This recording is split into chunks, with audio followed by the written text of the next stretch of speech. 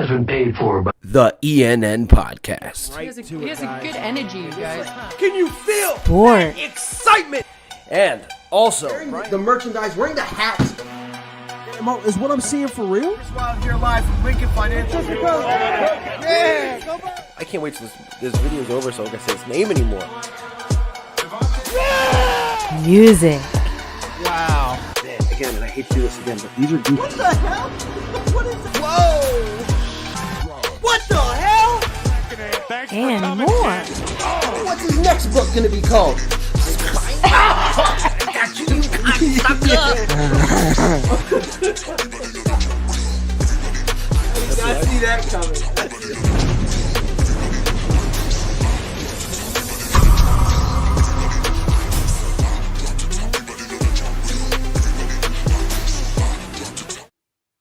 Welcome back, everybody, to another edition of the ENN podcast.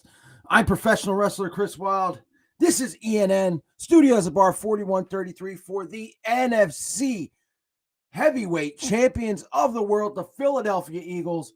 It is an absolute anarchic, chaotic celebration on Broad Street. I've got a live stream to it. I hope they grease those poles down. That's what she said. This place, Philadelphia, is going absolutely apeshit right now. I am going apeshit. My voice is almost gone.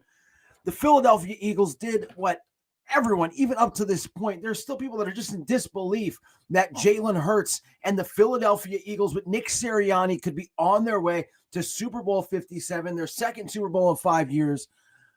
It's to me, and we're going to talk about this football game. To me, this team, the way it was built by Howie Roseman, the depth that this team has from the defense to the offense, even special teams didn't completely disappoint today. It has just been one hell of a ride this entire season. We had some points towards the end of the season where we kind of had to sit on our hands while we watched some bad football as the Eagles clinched the playoffs really, really early, won more games than anybody thought they were going to. There were two, and I'm going to be all over the place in this, and it's not going to be long because I want to see who our opponents are going to be in Super Bowl 57. The Eagles were 2.5 point favorites in this game, which to me is a slap in the face. Drew Johnson, what's up, bro? I can't talk. What's up, brother? Let's go. There were 2.5 point favorites in this game, which is an absolute slap in the face because you get 3 points for having home field advantage. Nobody thought the Eagles were going to win, and it did the crazy thing to me, and I say nobody, but that might be a little bit far-fetched because I will say this. For the first time all season, all of the local media was in on the Eagles winning. As far as the outside national media, no, of course not. Jalen still was put underneath Brock Purdy in the rankings. People thought that the 49ers were going to come into Lincoln Financial Field to the NFC Championship game after seeing what it was like 5 years ago against the Minnesota Vikings. After seeing that, they really thought that the 49ers were going to come in just like they thought the Giants were going to come in and were going to beat this team. There is never a doubt. And it's one reason, and probably the real there's many reasons why the Niners lost this football game, but the major glaring reason was Brock Purdy. Now, I didn't want to say much during the week. I'm not a real shit talker, but you look at the games that the 49ers played with Brock Purdy. They played, again, you could say this about the Eagles schedule as well, but they played some shitty teams with some backup quarterbacks. They just did. Brock Purdy had never come to the East Coast as a professional. He played 2 road games. One was against Vegas, where they went to overtime. And look, it's Las Vegas. Half the crowd was Niner fans.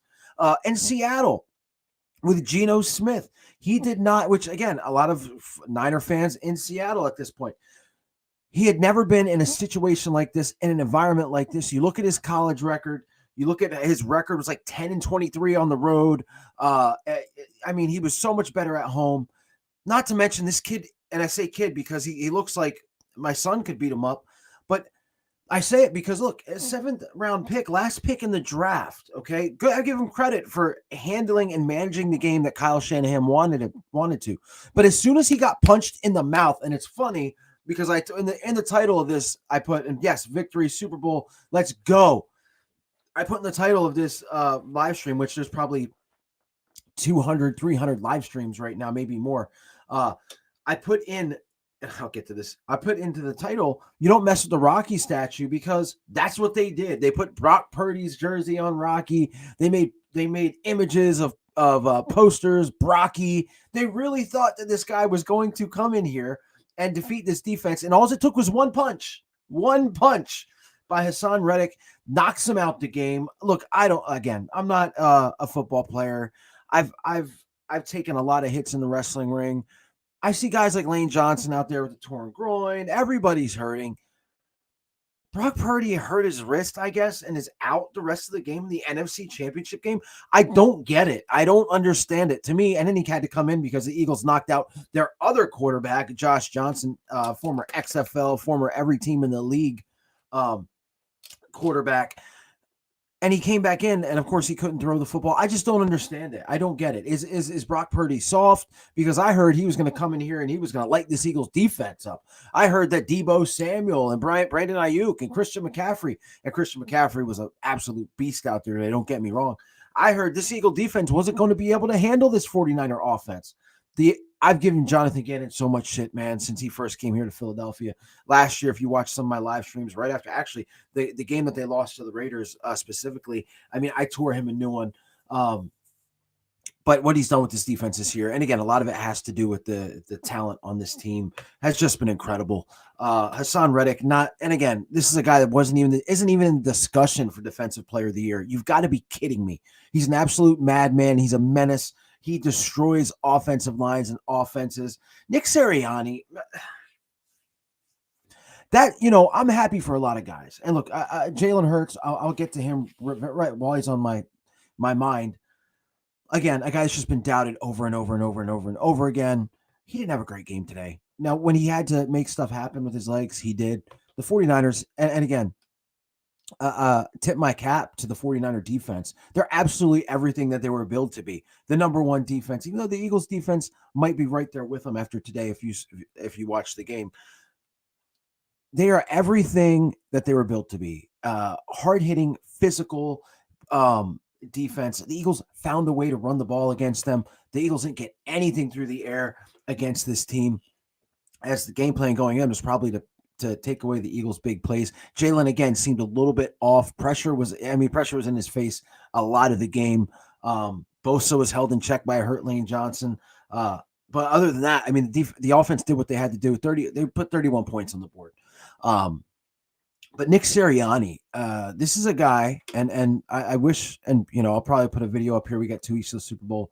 I'll put one up that's not a live stream, where I'll show you clips of me defending this guy after his first press conference. After his first press conference, everybody wanted him gone.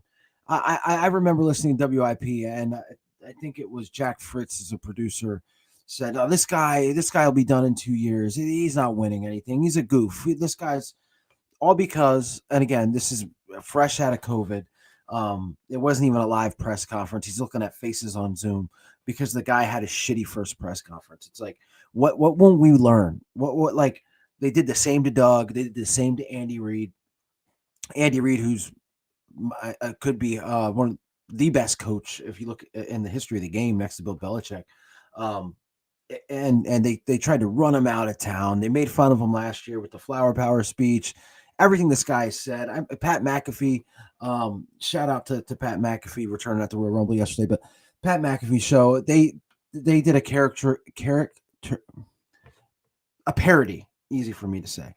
They did a parody of Nick Sirianni with one of their guys on there as a joke, and Nick Sirianni just turns out to be right now, one of the best coaches in this entire league. I remember hearing, the Eagles should have hired Deuce Staley because Deuce Staley is a leader of men and he leads men. And, Nick Sirianni is an offensive mind, but he's like a nerd. No, he's not going to lead these guys.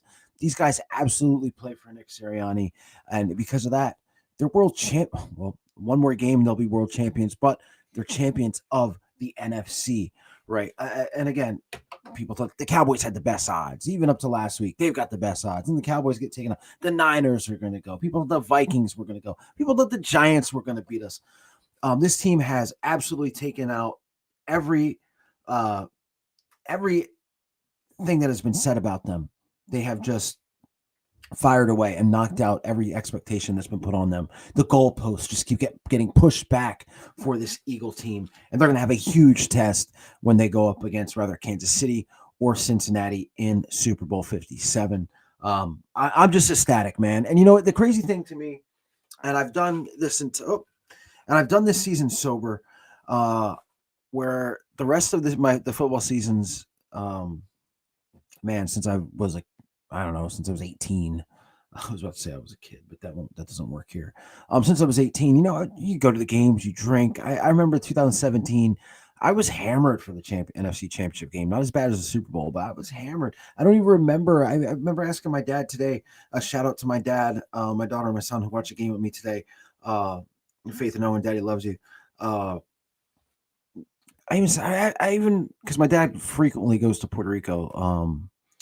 I remember asking him, like, dude, were you here for the last year? Like, because I my memories are so distorted. But for this was special, man. Very clear headed. I'm present. I'm present in the moment. And it feels so good. But to be honest with you, as far as being hype and as far as being happy, like, I expected this from this team. I really did. I expected them to win the NFC. They have been the best team in football. They've definitely been the best team in the NFC for the entire year. Like, I expected that of this team. I expected, and it's funny, Jalen Hurts they made him sing the Eagles fight song. It was very cringy. But he doesn't like talking about himself. The job's not finished. He's always saying, and they kind of made him say stuff about himself today on the podium, which he deflected and got the crowd going. Look, that crowd was loud. That crowd was freaking loud. But anyway, you look at Jalen Hurts, and man, he's just a confident. Like, I stand with his confidence. When he says the job's not done, the world will see when we play our best game. I still don't think they played their best game, and I don't think they have either. Big shout out to Devontae Smith. One-handed super catch that really wasn't a catch, but hey, it is what it is. He made it good enough to look like it was. And these Eagles running backs and offensive line, postseason Kenny Gainwell is something to behold. I'll tell you that. Miles Sanders with 2 touchdowns.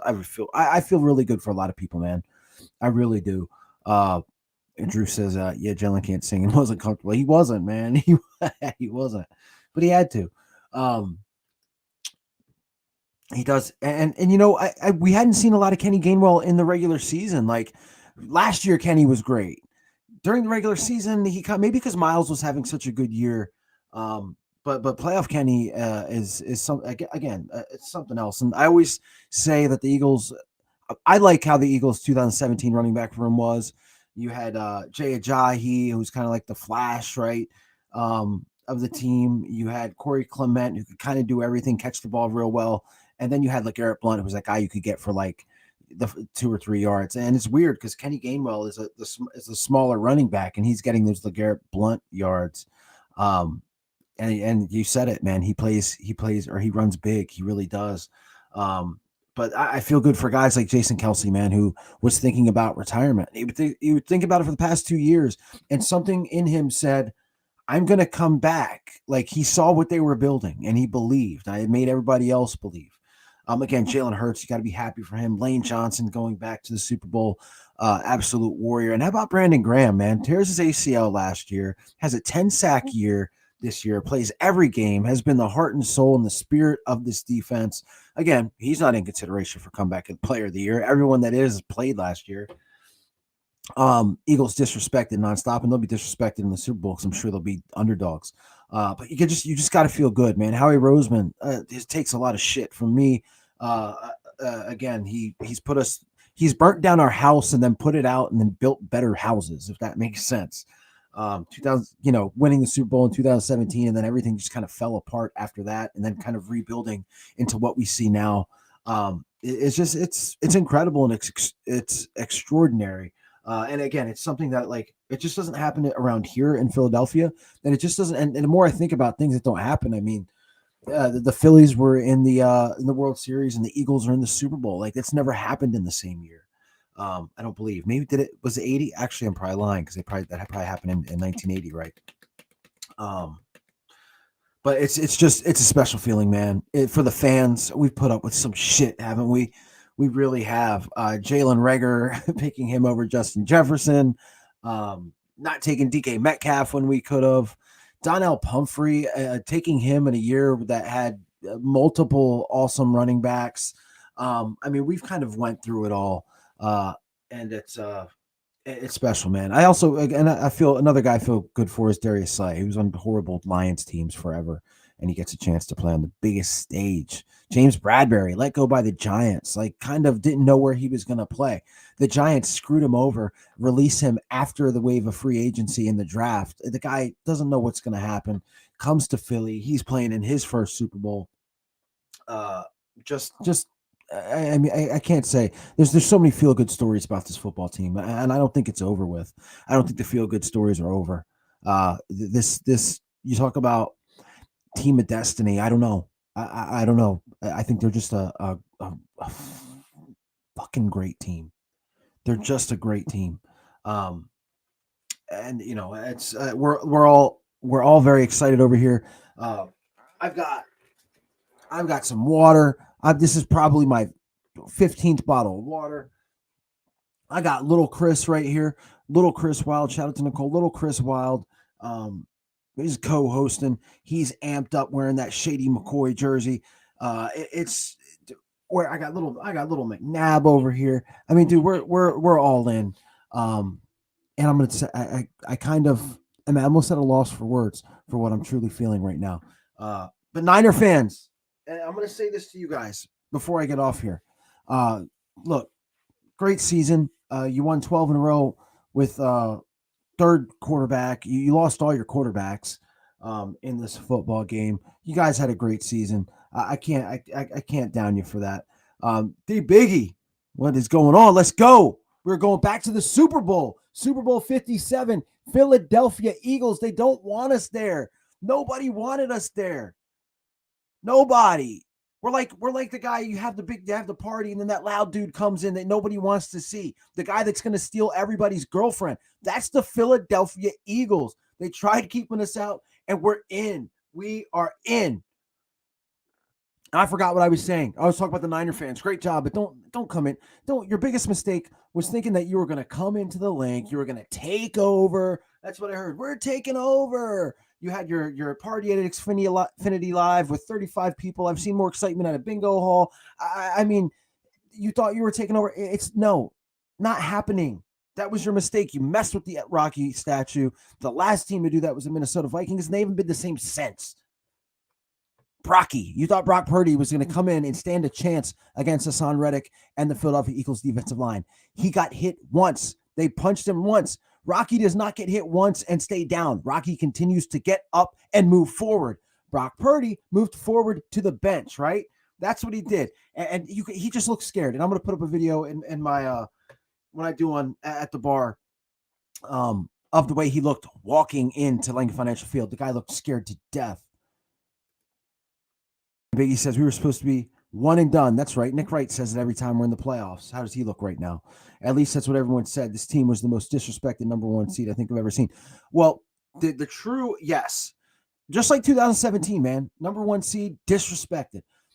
They didn't want to make us the underdogs in this game because it would have been a bigger massacre than it was. So they gave us a 2.5 point favorite, which again is a slap in the face. But they're just nonstop disrespected. And you're going to hear it on the media this week. You're going to hear about Jalen not throwing up huge numbers, and he's just a system quarterback, and he's a game manager.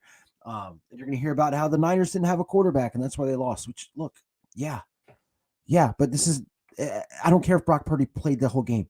He was not beating this defense, not on this day, not on a day where people's iPhones and people's iWatches were going off because of the noise, the noise warning. And you never touch Rocky, man. Never. Big mistake, Niner fans. Big mistake. Jerry Rice can take his 4 rings and he can go home. It's, Michael Irvin, who rooted against his team. He can stay all the national, like I said, Nick Wright can, S a D. I mean, we're top dogs. all the national media can suck it, man. They can suck it because they've been trying to hold us down, since they thought the Giants were going to beat us. They thought Daniel Jones and Brock Purdy were going to come in here and beat this team. It's not happening. Now we're going to see Joe Burrow or Pat Mahomes. That's going to be a little bit tougher than Brock Purdy and Daniel Jones. But look, as of right now, I'm enjoying this win, guys. And with that being said, man, thanks everybody for joining. Thanks everybody that's going to watch this after the fact. Fly, Eagles, fly. I'm going to check out this Kansas City and Cincinnati game. Take a look at who we're going to be facing in the Super Bowl. I'm stoked. This is just tomorrow. I'm going to buy another hat. Or I'm going to buy a jersey. I don't know what I'm going to do, but I got to celebrate this football team. They've given me months of enjoyment, and it's just when you live in a world full of negativity, Philadelphia Eagles bring that positive punch. You guys be blessed too. Again, stay safe. Go Birds! NFC Champions. NFC Champions about to be world champions. You heard it here. Fly, Eagles, fly. As for the real heart killer and mini Chris Wilde, we'll see you guys. Go Birds. Let's go. Let's go.